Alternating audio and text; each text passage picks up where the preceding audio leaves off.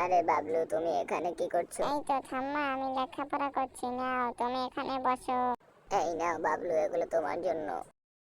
তোমাকে থ্যাঙ্কস ঠাম্মা। আরে ঠাম্মা, তুমি খালি পেয়ে আছো কেন? তোমার জুতা কোথায়? এই যে আমার জুতা। আরে ঠাম্মা, জুতোটা তো ছিঁড়ে গেছে। ঠাম্মা, এই ছেঁড়া জুতো সেলাই করে পরলে তো জুতো আবার ছিঁড়ে যাবে। মাম্মাম মাম্মাম। কি হয়েছে বাবলু সোনা? এই নাও, এদিকে এসো, শরবত খাও। মাম্মাম, এটা কি নতুন কিনেছো নাকি? আমার কিছু টাকা লাগবে। ঠাম্মার জুতো ছিঁড়ে গেছে। এই মাত্র আমি এটা কিনে নিয়ে এসেছি, আমার কাছে এখন 1 টাকাও নেই, তুমি যাও এখান থেকে।